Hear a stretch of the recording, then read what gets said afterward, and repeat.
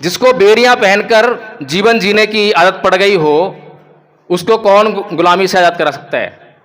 और बेड़ियां चाहे सोने की हो, हैं तो बेड़ियां ही आपको बांधने का काम करती हैं, आपको कष्ट देने का काम करती हैं, आपको स्वतंत्र नहीं करती हैं।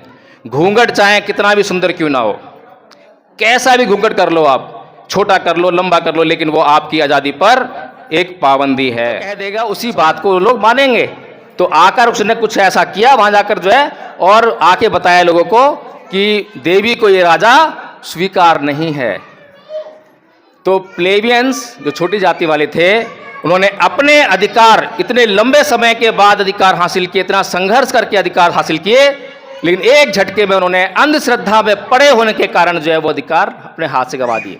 और फिर दोबारा से पैट्रिशियन का राजा उस मूर्ति को ईश्वर बताकर रिप्रेजेंट कर रहा है। वो कह रहा है कि मैं इस मूर्ति का अधिकारी हूं, जो मैं इससे पूछ के बताऊंगा तुम्हें क्या करना है। वो बोलेगा कि अब ये मूर्ति कह रही है कि तुम सारे अधिकार यहीं छोड़ दो, तो तुम छोड़ दोगे। अब दूध लेकर आओ, दूध लेकर आओगे। अब पैसे लेकर आओ, पैसे लेकर आओगे। इस अंधश्रद्धा के तहत जो है वो जो भी कहेगा वो आपसे करवा लेगा। के धर्म आपके प्रश्न करने पर पाबंदी लगाते हैं। प्रश्न मत करना, आस्था का सवाल है, श्रद्धा का सवाल है, ये ईश्वर का सवाल है। ईश्वर पर प्रश्न नहीं करना चाहिए। वहीं भगवान बुद्ध कहते हैं कि प्रश्न करो, प्रश्न करे बगैर मेरी शरण में आ भी गए तो मैं जो समझाऊंगा समझ नहीं पाओगे, समझ नहीं पाओगे, क्योंकि अंधश्रद्धा से आओगे ना, जो मैं कहूंगा मानते ले आओगे, और जो मानने वाले हैं वो कभी खोजते नहीं है। और हिंदू धर्म के लोग किस बात पे फोकस करते हैं कि सुख कैसे मिलेगा, स्वर्ग कैसे मिलेगा, और अप्सराएं कैसे मिलेंगी, है ना। जो लोग स्वर्ग जाना चाहते हैं, क्यों जाना चाहते हैं कि वहां पे बड़ी अच्छी अच्छी अप्सराएं होती हैं। ऐसे ही इस्लाम को मानने वाले लोगों भी जन्नत चाहते हैं कि जन्नत में क्या होगा, हूरें मिलेंगी, यानी सुख मिलेगा, सुख मिलेगा। ऐसे ही जो ईसाई लोग हैं वो हेवन चाहते हैं, हेवन मतलब स्वर्ग, वहां भी इसी तरह कल्पनाएं हैं। तो कुल मिलाकर ये है कि क्या ये धर्म आपको जो है लालच दे रहे हैं, लालच देकर अपनी तरफ आमंत्रित कर रहे हैं।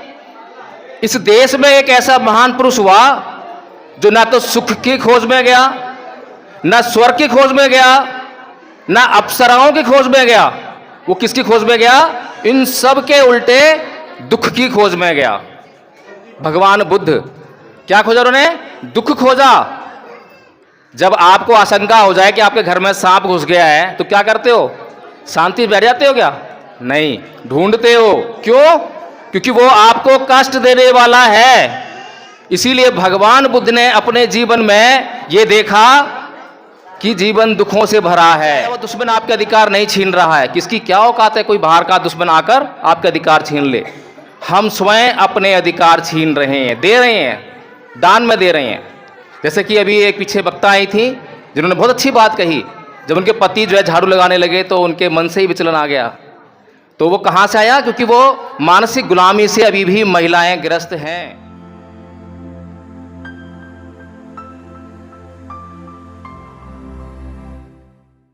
देख के लगता है कि हमको बाबा तेरे कलम के बल पे हम राज करते हैं, बाबा तेरे कलम के बल पे हम राज करते हैं, तेरे करनी के भी हम नाज करते हैं। बाबा तेरे कलम के बल पे हम राज करते हैं, तेरे करनी पर भी हम नाज करते हैं। बदलेगा ये वक्त और जमाना, बदलेगा ये वक्त और जमाना। जय भीम के नाम से उद्घोष करते हैं साथियों। वकील भी हैं। ऐसे ऐसे लोग हमारे समाज में हैं कि आज भी हम लोगों के बीच में आए तो समझा सकते हैं कि हम लोग कैसे बदल सकते हैं अपना जीवन। ऐसे ऐसे भाइयों को, दोस्तों को सैल्यूट है और बधाई है कि हमारे बीच आकर हमारे माताएं बहनों को समझा रहे हैं। इसी बीच मैं चाहूँगा कि एडवोकेट जय भीम प्रकाश जी आए, अपने विचारों को रखें। जी बहुत बहुत साधुवाद, धन्यवाद। और जिस प्रकार से कि आज यहाँ पर आप लोग महिला दिवस मनाने के लिए इकट्ठा हुई हैं, तो ये महिला दिवस जो है इशारा है इस बात का कि अभी भी आप ढूंढती पुरुषों का सहारा हैं। ऐसा ही है ना, हर बात में आपको भी पुरुषों का सहारा चाहिए। तो महिला दिवस एक दिन इसलिए मनाया जाता है ताकि आपको इशारा किया जा सके कि आप अभी भी सहारा ढूंढ रही हैं। जिस दिन आप जो है सहारा ढूंढना बंद कर देंगी, जिस दिन आप इंडिपेंडेंट हो जाएंगी उस दिन ये महिला दिवस मनाना भी बंद हो जाएगा, क्योंकि आप उस वक्त जो है हर पल अपने लिए संघर्ष कर रही होंगी, लड़ाई लड़ रही होंगी और अपने अधिकारों को उस संघर्ष के द्वारा हासिल कर रही होंगी। अभी आपके अधिकार जो हैं, बहुत सारी बातें हुई, कौन छीन रहा है? कोई बाहर का दुश्मन नहीं है, कोई बाहर से आया हुआ दुश्मन आपके अधिकार नहीं छीन रहा है। किसकी क्या औकात है कोई बाहर का दुश्मन आकर आपके अधिकार छीन ले? हम स्वयं अपने अधिकार छीन रहे हैं, दे रहे हैं, दान में दे रहे हैं। जैसे कि अभी एक पीछे वक्ता आई थी जिन्होंने बहुत अच्छी बात कही, जब उनके पति जो है झाड़ू लगाने लगे तो उनके मन से ही विचलन आ गया। तो वो कहाँ से आया? क्योंकि वो मानसिक गुलामी से अभी भी महिलाएं ग्रस्त हैं।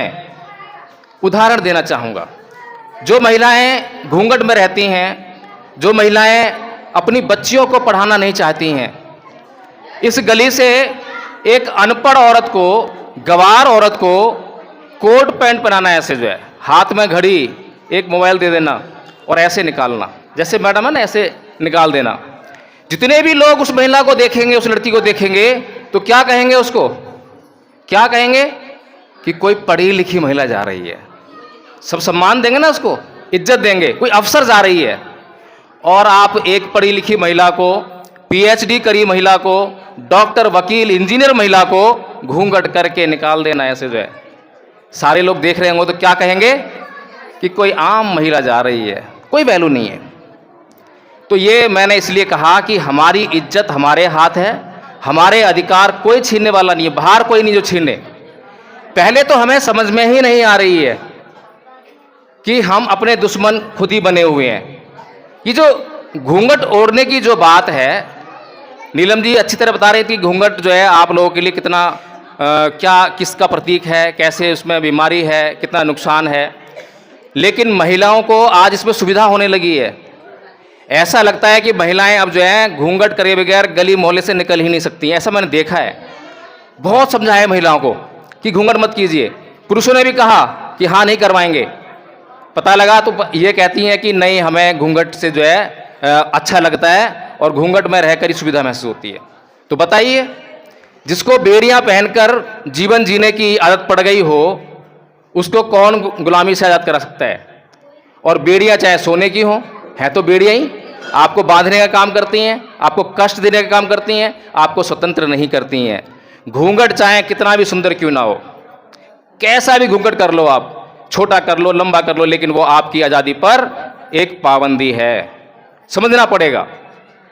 जब एक पुरुष बिल्कुल स्वतंत्र रूप से रह सकता है तो एक महिला ऐसे क्यों नहीं रह सकती? क्या कारण है? कुछ लोग बोलते हैं कि बुरी नज़र से बचाने के लिए मर्द जो बुरी नज़र डालते हैं, तो हम ऐसा समाज पैदा ही क्यों करते हैं जहां पर बुरी नज़र वाले लोग हों? ये लोग जो बुरी नज़र डालते हैं आते कहां से हैं? कहीं चीन से, जापान से या पाकिस्तान से आते हैं क्या? कहां से आते हैं? आपके ही बच्चे हैं। अगर मर्द है तो आपका ही बेटा होगा, आपका भाई होगा। तो ऐसा करने की उसकी हिम्मत कैसे हो रही है? तो जो भी आपके ऊपर परेशानियां हैं, समस्याएं हैं, अधिकार दिवस मना रहे हैं, ये पुरुष दिवस नहीं मनाते। क्यों नहीं मनाते? किसे सुना है कि आज पुरुष दिवस है, अंतर्राष्ट्रीय पुरुष दिवस मना रहे हैं? क्यों? क्योंकि पुरुषों को सारे अधिकार हैं और महिलाएं अपने अधिकारों की लड़ाई कभी लड़ती नहीं है। कभी लड़ी क्या? नहीं लड़ी। किसी भी महिला को देख लीजिए। ज्योतिबा फूले ने सावित्रीबाई फूले को तैयार किया, बताया, जब समझ में आया। हर एक वो सशक्त महिला जिसका नाम चमका है उसके पीछे कहीं ना कहीं पुरुष खड़ा है। अभी तक ऐसी महिलाएं बहुत कम निकल कर आई हैं जहां महिलाएं खुद अपने बूते पर किसी मुकाम को हासिल करें। तो मैं एक बात और कहना चाह रहा था कि हम लोग एक समाज में एक और परेशानी है, वो है धर्म की परेशानी। अभी कल ही एक घटना घटी है इंद्रलोक में। कुछ लोग नमाज अदा कर रहे थे तो वहाँ पर जो है लात मारी गई, बड़ी बेअदबी की गई। लेकिन ये धार्मिक मामला है क्या, ये हमें समझना पड़ेगा। अभी पूरी दुनिया में 2-3 धर्म ऐसे हैं जो मुख्य तौर पे जाने जाते हैं। हिंदू धर्म है। हिंदू धर्म के लोग किस बात पे फोकस करते हैं कि सुख कैसे मिलेगा, स्वर्ग कैसे मिलेगा और अप्सराएं कैसे मिलेंगी, है ना। जो लोग स्वर्ग जाना चाहते हैं, क्यों जाना चाहते हैं? कि वहाँ पे बड़ी अच्छी अच्छी अप्सराएं होती हैं। ऐसे ही इस्लाम को मानने वाले लोगों भी जन्नत चाहते हैं कि जन्नत में क्या होगा, हूरें मिलेंगी, यानी सुख मिलेगा, सुख मिलेगा। ऐसे ही जो ईसाई लोग हैं वो हेवन चाहते हैं, हेवन मतलब स्वर्ग, वहां भी इसी की तरह कल्पनाएं हैं।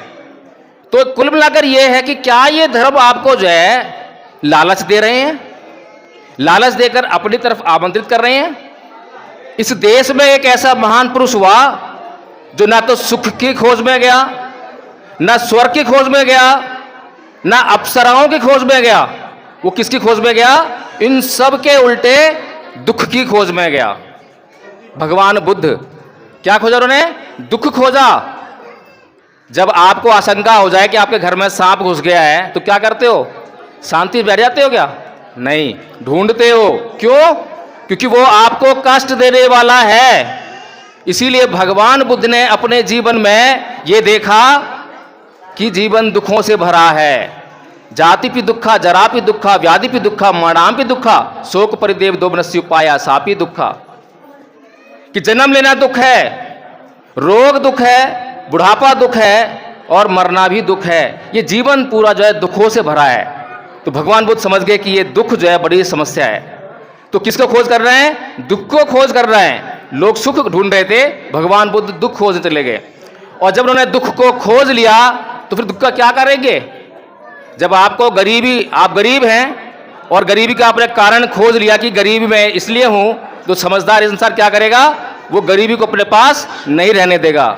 इसी तरह से दुख कोई साथ में रखने वाली चीज नहीं है कि दुख खोज लिया, मिल गया तो उसको अब चुपकाए रखो, ऐसा तो ना है? तो दुख जो है उन्होंने ढूंढा, उसका कारण ढूंढा, उसका उपाय किया और उसको हमेशा हमेशा के लिए खत्म कर दिया। और पहले ऐसे महामानव बने इस दुनिया में जिन्होंने इस जन्म और मृत्यु का रहस्य समझाया। लेकिन बड़ी भारी समस्या हो गई कि जिसने इतना बड़ा ज्ञान दिया, जिसने आह्वान किया लोगों से, जहां दुनिया भर के धर्म आपके प्रश्न करने पर पाबंदी लगाते हैं, प्रश्न मत करना, आस्था का सवाल है, श्रद्धा का सवाल है, ये ईश्वर का सवाल है, ईश्वर पर प्रश्न नहीं करना चाहिए। वहीं भगवान बुद्ध कहते हैं कि प्रश्न करो, प्रश्न करे बगैर मेरी शरण में आ भी गए तो मैं जो समझाऊंगा समझ नहीं पाओगे, समझ नहीं पाओगे, क्योंकि अंधश्रद्धा से आओगे ना, जो मैं कहूंगा मानते ले आओगे। और जो मानने वाले हैं वो कभी खोजते नहीं है, और मानने वाले को आप जहां मर्जी भेज दो, मानने वालों को आप जहां मर्जी भेज दो। मोदी जी ने कहा कि इस देश में दुनिया की सबसे पहले सर्जरी हुई, तो हम लोगों ने मान लिया क्योंकि हम जानने वाले लोग नहीं हैं। कहा कि इंसान की गर्दन काट दो, उसके ऊपर हाथी की गर्दन लगा के फिट कर दो, तो ऐसा भी हो सकता है, सर्जरी हो सकती है। बताइए पॉसिबल है क्या, पॉसिबल है? भाई इंसान की गर्दन कैसी है, कितना साइज है, उसका ब्लड ग्रुप क्या है, कितनी लंबी है, और हाथी गर्दन कोई मेल है क्या, हो सकता है क्या? लेकिन ऐसा हमने मान लिया। कहा कि चूहा जो है हाथी की सवारी है, हो सकता है क्या? लेकिन हमने मान लिया। क्यों मान लिया? क्योंकि यहां प्रश्न करने की इजाजत नहीं है, यहां केवल मूर्ति है और मूर्ति के आगे आपको सर झुकाना है। और उस मूर्ति के आगे जो आदमी खड़ा है वो उस मूर्ति को ईश्वर बताकर रिप्रेजेंट कर रहा है। वो कह रहा है कि मैं इस मूर्ति का अधिकारी हूं, जो मैं इससे पूछ के बताऊंगा तुम्हें क्या करना है। वो बोलेगा कि अब ये मूर्ति कह रही है कि तुम सारे अधिकार यहीं छोड़ दो, तो तुम छोड़ दोगे। अब दूध लेकर आओ, दूध लेकर आओगे। अब पैसे लेकर आओ, पैसे लेकर आओगे। इस अंधश्रद्धा के तहत जो है वो जो भी कहेगा वो आपसे करवा लेगा। एक छोटा सा उदाहरण देके अपनी बात खत्म करूंगा। बात है यूनान की। यूनान में इसी तरह से जातियां थी, दो जातियां थी, एक प्लेबियन थी और एक पैट्रिशियन थी। पैट्रिशियन ऊंची जाति थी और प्लेबियन जो छोटी जाति थी। छोटी जाति के लोगों को वोट देने का अधिकार नहीं था। वोट देने का अधिकार नहीं है तो चुन नहीं सकते अपना राजा, ना तो चुन सकते हैं ना वो राजा बन सकते हैं। लेकिन बहुत लंबा संघर्ष किया, जैसे बाबा साहब ने संघर्ष किया। बाबा साहब ने हमें संघर्ष करके संविधान में वोट देने का अधिकार दे दिया, जिससे कि आप राजा चुन भी सकते हो और खुद राजा बन भी सकते हो। ऐसे ही प्लेबियन ने भी बड़े लंबे संघर्ष के बाद वो अधिकार हासिल कर लिया, वोट देने का अधिकार, अपना राजा चुनने का अधिकार।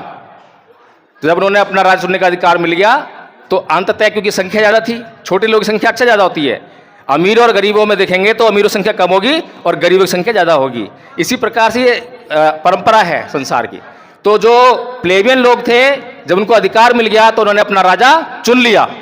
बड़ी मेहनत के बाद, बड़ी आहुतियां दी, बड़े बलिदान दिए, वो अधिकार प्राप्त किया। लेकिन वो एक अंधश्रद्धा के शिकार थे। एक देवी थी जिसको पैट्रिशियन भी मानते थे और प्लेबियन भी मानते थे। और वह देवी जो है, जब भी कोई राजा चुना जाता था तो उस राजा को पहले देवी से अनुमति लेनी पड़ती थी।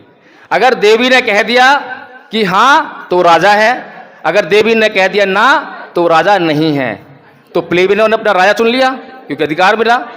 फिर बारी आई देवी के सामने पेश होने की। जब प्लेबियंस का राजा जो है देवी के सामने पेश हुआ तो वहां का जो पुजारी था, देवी तो कुछ कह नहीं सकती है, पत्थर की मूर्ति है, वो ना तो हाँ करेगी ना करेगी। लेकिन पुजारी जो रिप्रेजेंट कर रहा है वो जो कह देगा उसी बात को लोग मानेंगे। तो आकर उसने कुछ ऐसा किया वहां जाकर जो है, और आके बताया लोगों को कि देवी को ये राजा स्वीकार नहीं है। तो प्लेबियंस जो छोटी जाति वाले थे, उन्होंने अपने अधिकार इतने लंबे समय के बाद अधिकार हासिल किए, इतना संघर्ष करके अधिकार हासिल किए, लेकिन एक झटके में उन्होंने अंधश्रद्धा में पड़े होने के कारण जो है वो अधिकार अपने हाथ से गंवा दिए और फिर दोबारा से पैट्रिशियन का राजा। तो यही हाल हमारा जो है हो रहा है इस देश में। बड़ी मुश्किल से इतने बलिदान देने के बाद संविधान में हमें वोट देने का अधिकार मिला, लेकिन हमने उस वोट के अधिकार को कैसे इस्तेमाल किया जाए ये सीखा ही नहीं, और ना हमारे समाज के बुद्धिजीवियों ने सिखाया।